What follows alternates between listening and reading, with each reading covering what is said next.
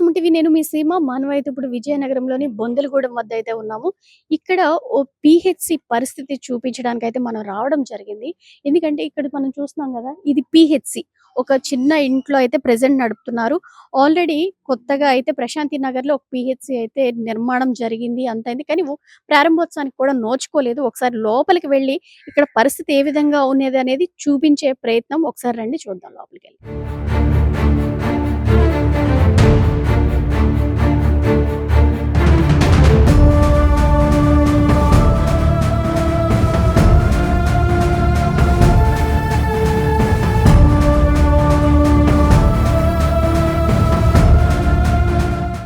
మనమైతే ఇప్పుడు అర్బన్ పీహెచ్‌సీలో ఉన్నాము. ఇక్కడ పరిస్థితి చూస్తే మీకే అర్థమవుతుంది. ఎందుకంటే ఇక్కడ 5 ఏళ్ల నుంచి గూడా ఇక్కడ ఓ చిన్న ఇంట్లోని ఒక 2 పోర్షన్స్ అన్నమాట. ఇక్కడ 2 గదుల్లో ఇక్కడైతే పీహెచ్‌సీ నిర్వహిస్తున్నారు. ఇక్కడ చూస్తున్నారు కదా!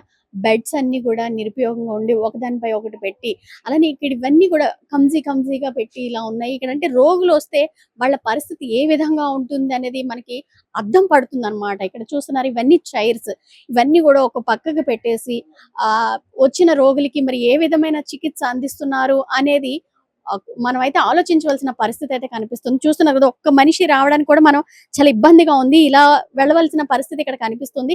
ఇక్కడే ఒక పక్క టెస్ట్ చేసే సిస్టమ్స్ కావచ్చు, అలానే బెడ్స్, అలానే మెడికల్ కిట్స్ అన్నీ గూడా పెట్టేసున్నాయి. ఇక్కడ చూసుకుంటే మనం మైక్రోస్కోప్‌లు ఇవన్నీ గూడా ఇలా పరిస్థితి ఉంది అన్నమాట. అంటే యొక్క ప్రశాంతి నగర్‌లోని ఒక పీహెచ్‌సీ నిర్మించి కూడా ఇప్పటికొచ్చి అది అక్కడ ప్రారంభోత్సవం కానీ ఏమీ లేదు. అది అలా నిరుపయోగంగా ఉంది. ఇక్కడ విధులైతే నిర్వహిస్తున్నారు. ఇక్కడ వైద్యులు ఇక్కడ చూసుకుంటే ఇవన్నీ గూడా చూస్తున్నారా? ఒక్క దిక్కునే సిస్టమ్స్ అలానే చైర్స్ వీళ్ళందరూ గూడా విధులు నిర్వహించడం చాలా అధ్వాన పరిస్థితి కూడా కనిపిస్తుంది. ఓ పక్క బెడ్. ఒకవేళ పేషెంట్ వస్తే ఎక్కడ పడుకోబెడతారు? లేదా ఎక్కడ కూర్చోబెట్టి వాళ్ళకి వైద్యం అందిస్తారు? అనేది గూడా $1,000,000 ప్రశ్నగా అయితే కనిపిస్తా ఉంది.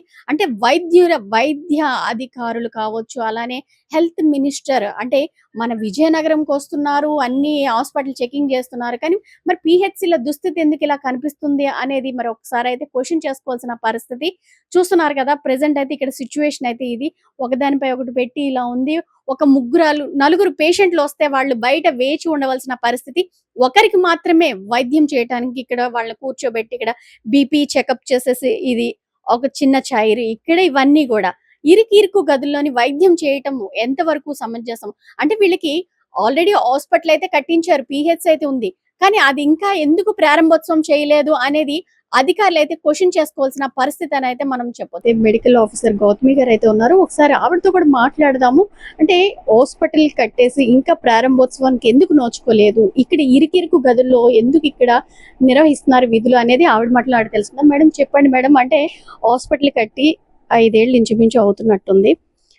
కానీ ఇప్పుడుకొచ్చి ఒక 5 ఇయర్స్ నుంచి కూడా ఇక్కడే విధులు నిర్వహిస్తున్నారు. హాస్పిటల్ అయితే ఇంకా ప్రారంభోత్సవానికి నోచుకోలేదు. దానికి గల కారణాలు? హాస్పిటల్ కట్టి 5 ఇయర్స్ అవ్వలేదండి. హాస్పిటల్ రీసెంట్ గానే మాకు మున్సిపల్ వాళ్ళు హ్యాండ్ ఓవర్ ఇచ్చారు. నేను జాయిన్ అయ్యి 2 months అయింది. సో అప్పటి నుంచి నేను జాయిన్ అయినప్పటి నుంచి అది ఇనాగ్రేషన్ ప్రాసెస్ అనేది మేము యాక్చువల్ గా ఏంటంటే మున్సిపల్ వాళ్ళు ఇనాగ్రేట్ చేసి ఇవ్వాలి బిల్డింగ్, కానీ మాకు ఇనాగ్రేషన్ అదేం లేకుండా మాకు బిల్డింగ్ పెట్టేశారు.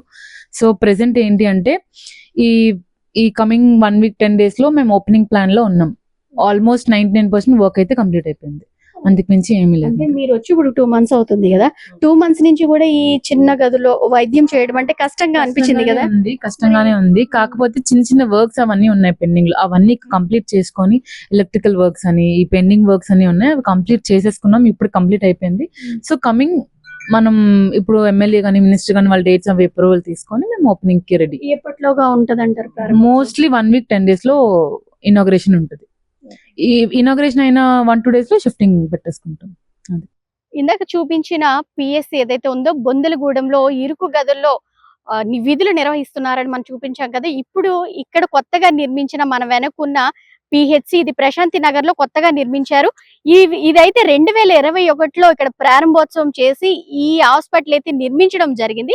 ఇప్పుడు ఇక్కడికి ఆ హాస్పిటల్ ఏదైతే ఉందో అది ఇక్కడికి మార్చడం కూడా జరుగుతుంది అనమాట త్వరలో. అది ఎప్పుడనేది ఇంకా క్వశ్చన్ మార్క్. చూస్తున్నారు కదా, చాలా విశాలంగా అయితే ఈ కట్టడం అయితే జరిగింది. చూసుకుంటే ఎక్కడికక్కడ డ్రెస్సింగ్ రూమ్ అలానే ఓపీ రూమ్ ఇవన్నీ కూడా దేనికి అది సపరేట్ పెద్ద పెద్ద గదులు కూడా నిర్మించారు. మరి ఎందుకు ఇంకా ప్రారంభోత్సవానికి ఆలస్యం అవుతుంది అనేది కూడా తెలియని పరిస్థితి అన్నమాట. కానీ చూద్దాం, వేచి చూద్దాం. ఎందుకంటే ఇటువంటి ఫెసిలిటీస్ కలిగిన ఒక పీహెచ్‌సి నిర్మించడం నిజంగా అభినందనీయమనే చెప్పొచ్చు. కానీ ఇంకా విద్య ప్రారంభోత్సవానికి నోచుకోకపోవడం అయితే ఒకింత ఆశ్చర్యానికి గురి చేస్తుందని అని చెప్పాలి. చూసారు కదా! ఇది ప్రశాంతి నగర్‌లో ఉన్నటువంటి ఇది పీహెచ్‌సి అన్నమాట. ఎంతో అంటే అత్యాధునికంగా ఈ నిర్మాణం అయితే చేపట్టారు. ఇప్పుడు 4 నెలల క్రితమే ఈ పనంతా పూర్తయి మొత్తం వైద్య ఆరోగ్య శాఖకైతే ఇది అప్పచెప్పడం కూడా జరిగింది. కానీ ఇంతవరకు కూడా ప్రారంభోత్సవానికి నోచుకోలేదు. ఎందుకు ఆలస్యం అవుతుంది అనేది మరి అధికారులు, అలానే ఆరోగ్య శాఖ అధికారులే చెప్పాలి. ఇంకొక విషయం ఏంటంటే అధిక భారం నెలకి 10,000 ఇచ్చించి అద్దె భవనంలో ఆ ఇరుకు గదిలో 2 గదులు ఏవైతే ఉన్నాయో అక్కడ వైద్యం నిర్వహిస్తున్నారు వచ్చే రోగులకి. కానీ ఇంకా ఇక్కడ అన్ని ఏర్పాట్లు పూర్తయి మొత్తం అన్ని నిర్మాణం జరిగినా సరే వచ్చి ఎటువంటి ప్రారంభోత్సవం జరగకపోవటం నిజంగా బాధాకరం అని అయితే మరొకసారి మనం చెప్పొచ్చు. కానీ ఎంత వీలైనంత త్వరగా మన సుమన్ టీవీ ద్వారా స్పందించి అధికారులు ఇప్పటికైనా స్పందించి ఇది త్వరలోనే ప్రారంభోత్సవం చేసి రోగులకు అందుబాటులోకి తెస్తారు అని అయితే మనం ఆశిస్తూ కెమెరా పర్సన్ ప్రసాద్‌తో సీమ, సుమన్ టీవీ, విజయనగరం.